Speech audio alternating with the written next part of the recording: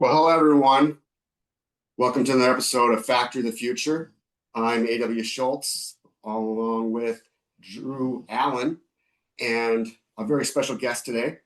I'm doing it solo today. Alexandria is occupied, but Drew is going to be filling in and making sure that I'm kept in line.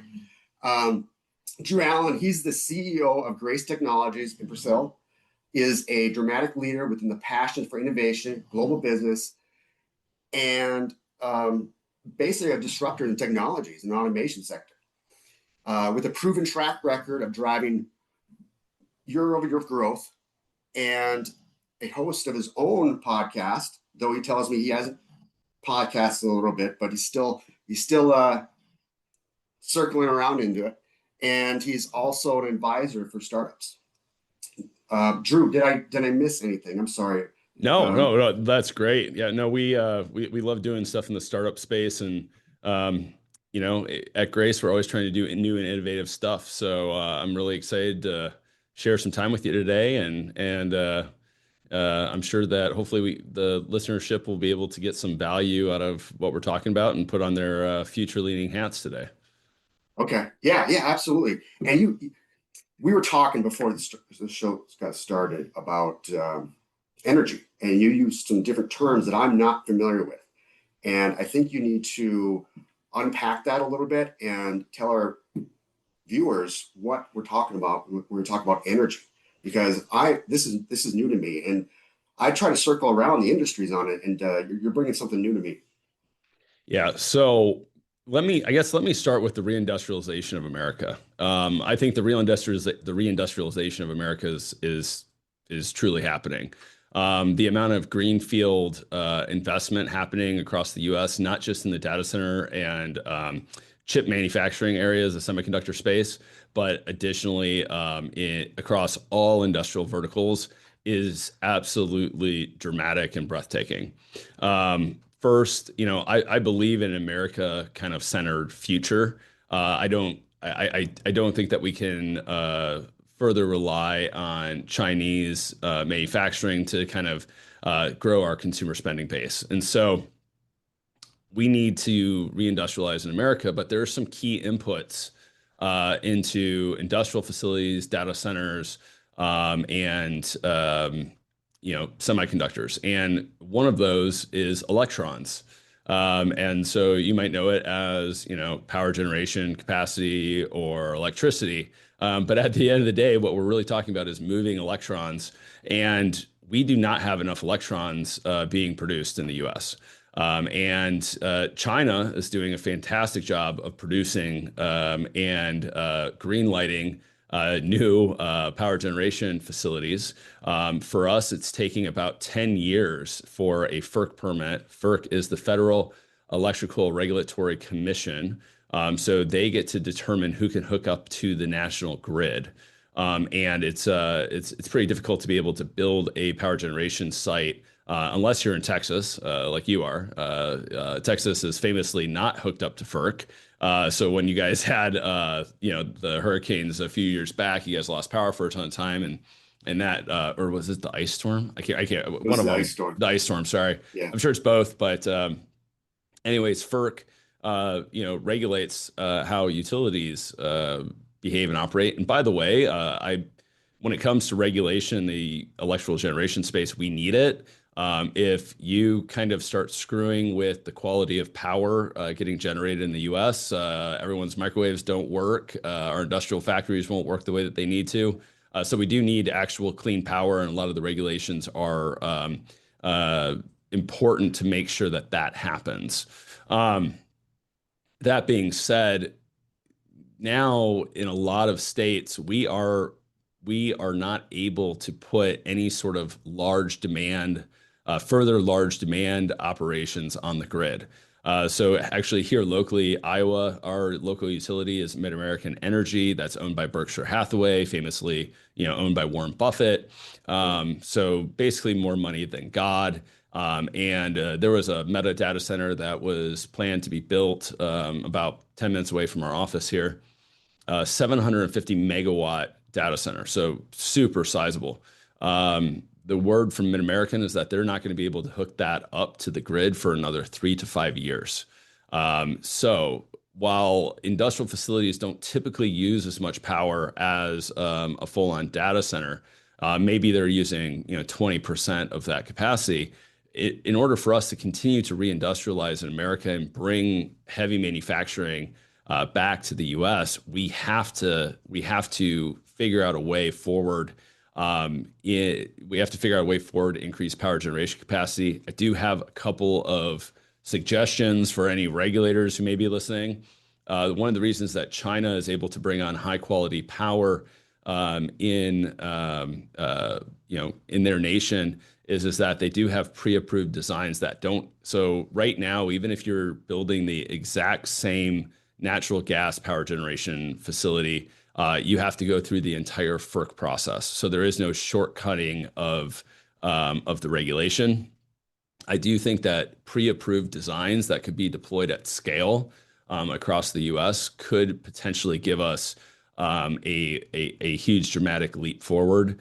I also think that if we don't do that, we're going to be able to probably co-locate a lot of utilities next to heavy users, and they're going to be disconnected from the grid, which ultimately isn't probably the best solution, but is an additional option to just ensure that we can get facilities built, but they wouldn't have redundancy of power coming from the national grid. There's other inputs that I think are just as important and dramatic to the reindustrialization of America. One is labor, another is automation. And when we talk about labor,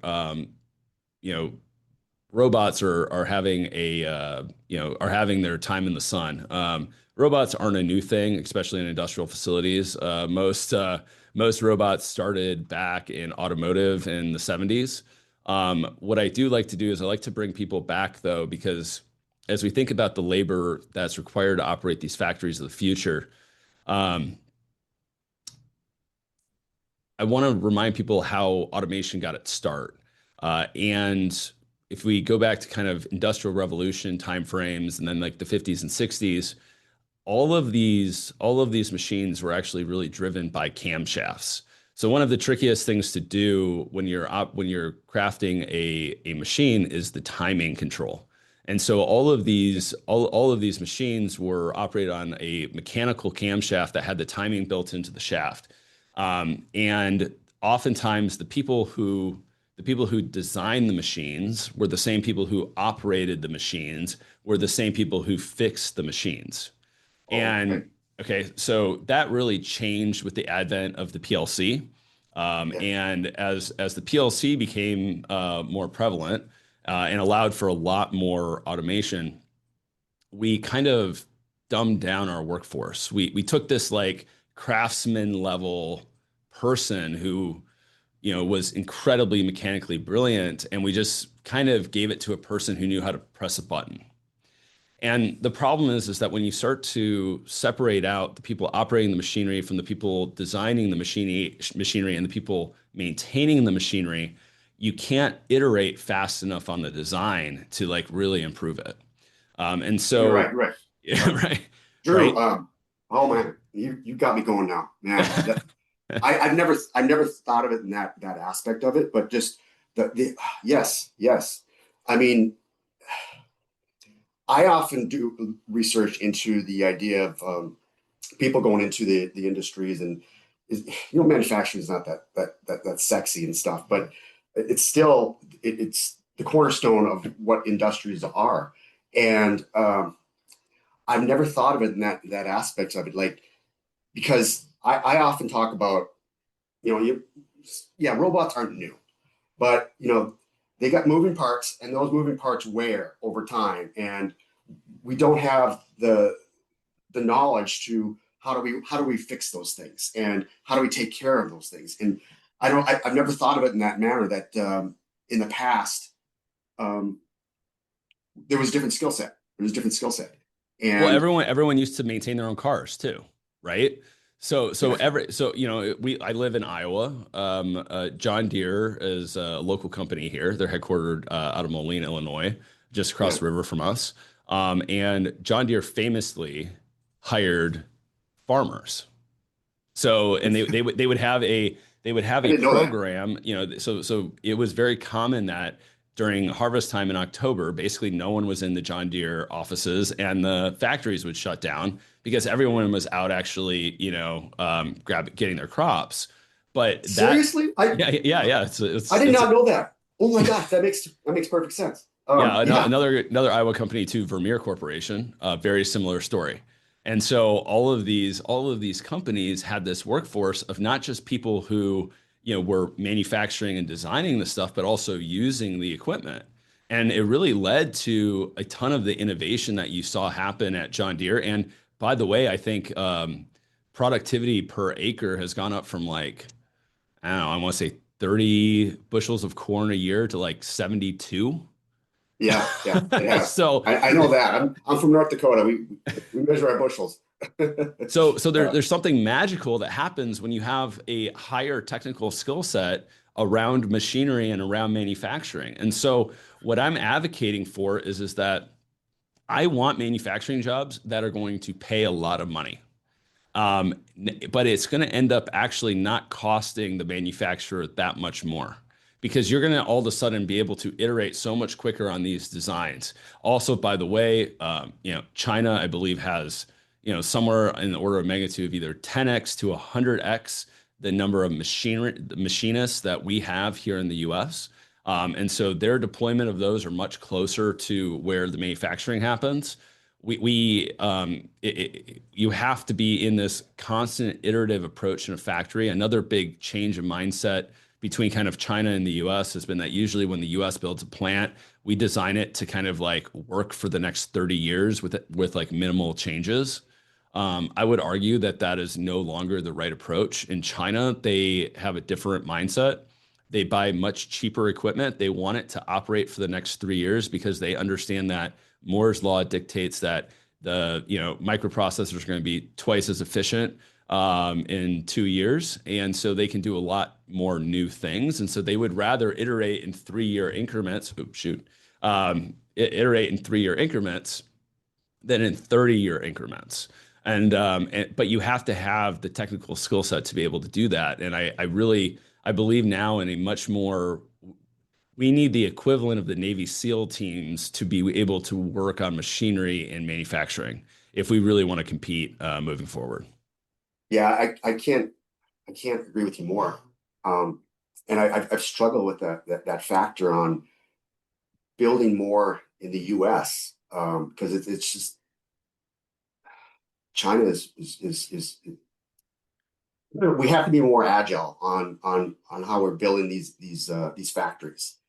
And because the idea of a lift and shift is prevalent on that.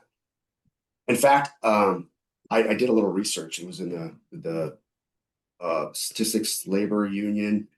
I mean, the U.S. has lost 4 to 5 million manufacturing jobs over the last since 2000, and Mm. you can argue we've added automation, we're producing more, but it's still a cornerstone of our economy. And I think you It bring needs to be more of you're a right. cornerstone, frankly. Yeah, Yeah, I yeah, mean, yeah. we need to produce more real things. We need to have expertise where we're able to take something that has minimal value and transform it into something with really high value. Okay. And instead of our economy being based on just pure consumer spending and financial transactions, uh, more Main Street, a little less Wall Street, I think would be probably a positive outcome. Yeah. So I'm honestly curious, where do you circle around where your research is going? How do you So find I this? I have a really unique vantage point. So Grace operates across almost every industrial vertical that you can think of, everything from where the stuff comes out of the ground, so petrochem, metals and mining, um, all of those kind of applications to all the pulp and paper. So those kind of process industries for materials, all the way to, hey, whether it's aerospace, automotive, consumer packaged goods, pharma, food and bev, water, wastewater, anywhere that's kind of like, we just have a very broad subset. And so I have the ability to kind of travel around and really see what's happening, and benchmark kind of best companies, right? So, we work with some of Elon's companies. That's so interesting. There's a gentleman out in California. I won't say his name, but I was talking to him and I go, how do you, he works at SpaceX, and I go, how do you guys get so much shit done? And he's like, well, we just stay at the office till it's done. And I go, really? Okay. Like, how long are you guys usually there? Oh, I don't know, 7 to 10. And then he goes, usually, and then if we run into a problem, we just kind of text Elon's chief of staff and they'll fly a plane to Texas, go pick up a bunch of workers, bring them back to LA for us. And if it's a real technical problem, Elon will just get on the plane and come sit with us, um, and, and, Really? and figure it out, He's but known for that, yeah. and I think that Elon's companies do probably iteration better than almost every other company on the planet. I think NVIDIA has the complexity of what NVIDIA has been doing from an iteration perspective is absolutely fascinating. The their new data center racks that they've been doing. I mean, I believe it has more parts than a Boeing 737 in a data center rack. I mean, the level of complexity and how they've been able to refine that through like a constant iterative process, I think really provides a pathway for manufacturers to start thinking, how do we start iterating in 2 and 3 year cycles and constantly being better? So when we look back in 10 years, we're not just 20% better, we're like 10x better. And so I would really encourage anyone listening to this that if you're running a manufacturing environment, think think how they do it in software and translate that into the hardware world, and push your finance people to make sure that you start thinking in the long-term game of these iteration cycles. Outstanding, outstanding. Um, what advice would you give to young leaders looking into the manufacturing communities? Yeah, Or so um, first of all, it's it's a great career path. I think it's a rewarding career path. I yeah, think that um, you oftentimes in manufacturing you have a tangible result, and so if you like seeing kind of the fruits of your labor, I think there's nothing more cool than either designing a product and seeing it come off a production line, or like you've been working on this problem for a while and you make some tweaks and then all of a sudden you solve it, right? It's the feedback yeah. loop is fun. The other thing is, if you do have a job already in the manufacturing environment and you're a young leader, you're probably running into labor shortages, and you're not able to attract people into those facilities. A couple of things that make like manufacturing facilities more attractive. Um, First of all, people want areas where they can explore creatively, right? So if you do get into that more iterative approach, and allow people to be creative in their processes and thoughts, and really put forward ideas and give people autonomy, that's going to go a long way. Second thing is, in manufacturing environments, I've never been at a super productive manufacturing environment around the globe that wasn't clean. So cleanliness is next to godliness, especially in manufacturing environments. So put What do you a mean? Was it clean? I mean, or so the best manufacturing environments on the planet are the cleanest. oh, okay, okay, yeah, This is yeah, this is an old kind of like lean methodology thing, and so if you're in Japan, the cleanliness of these, everything has a place, nothing's out of order, everything is super precise. I think it's so important that you keep these places clean, and people want to work in clean environments. Number totally agree. three, number three would be, um, if you're trying to attract young labor into the workforce, they don't want to work in a dangerous environment. Sure, I yeah. mean, I I want I to go know home that dinner there. I know that sounds like super basic, And so, we sell electrical safety devices. And we keep people away from voltage and make electrical and mechanical lockout tagout a lot easier. And so looking for new innovative solutions to take away risk from workers and really reduce risk across the facility gives people a sense that, hey, this company is really looking out for their people. And by the way, the benefits to, there was a stat I read. I think it was like every dollar spent on safety increased productivity, by $4, or there's some sort of return on safety. And so I would really I would push that. And then you know be innovative. Like, so constantly push the envelope. People don't want to be stagnant. People want growth opportunities. They want to be able to do new things. And so whether that's doing some sort of IIoT, offering and giving people some growth into predicting failures on bearings or whatever, I think there's a lot of opportunity there to better get workforce into manufacturing. I really 100% agree with you. Um, wow, great conversation. Great conversation. I think we can open this up for maybe a couple more episodes because I think you've got a huge wealth of knowledge out there. I appreciate Um, that. is there anything else you'd like to leave the viewers with today? Um, one thing I am on the search of is, I'm an active kind of investor and advisor in the industrial startup space. I am always looking for the next cool industrial idea. We have a lot of resources to be able to support startup companies in the space. We do have a accelerator program here at Grace in Davenport. If you know people who have cool ideas of in the industrial and manufacturing and data center space, we would love to talk with you. Hit me up on LinkedIn, Drew Allen. Would love to hear it and connect with you guys.